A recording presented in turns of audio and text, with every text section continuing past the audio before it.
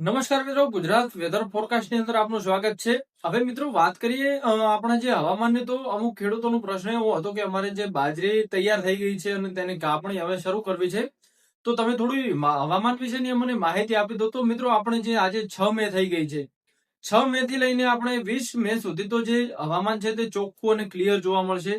આ જે બફારો અને ભેજનું પ્રમાણ થોડું વધારે છે, તેના કારણે ગરમી થોડીક વધી શકે છે અને જે તાપમાનમાં થોડો વધારો જોવા મળશે, કારણ કે હવે જે ધીરે ધીરે પવનો ફંટાઈ ગયા છે જે અરબ સાગરના, અને જે ગરમ મેદાની પવનો છે જે હવે આવવા લાગ્યા, તેના કારણે થોડી ગરમીમાં વધારો જોવા મળશે. પણ એ ગરમી એક રીતે જોવા જઈએ તો જે બાજરીનો પાક તૈયાર થઈ ગયો છે અને સુકવવા માટે અનુકૂળ રહેશે, તો કોઈએ પણ હવે મૂંઝાવાની જરૂર નથી, કારણ કે જે આપણે જે બાજરીનો પાક તૈયાર થઈ ગયો છે તેની કાપણી માટે આ યોગ્ય સમય ગણી શકાય, કારણ કે હજી કેટલાક ખેતરોમાં જે બાજરી હજી પાક તૈયાર થયો નથી અને કેટલાક ખેતરોમાં થઈ ગયો છે. તો કાપણી માટે કોઈ પણ વાંધાજનક માવઠું કે કોઈ પણ રીતે વરસાદી સિસ્ટમ જોવા મળતી નથી.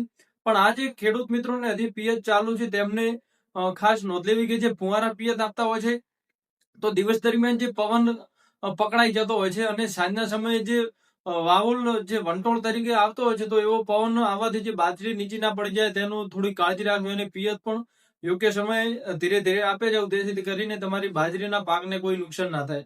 હાલ માટે આટલું જ. આપણો નવો વિડીયો આવી જશે. ડે બાય ડે નું જે વેધર અપડેટ આપણે મૂકતા રહીશું અને વિડીયો જોતા રહેજો તમે. ખૂબ ખૂબ આભાર.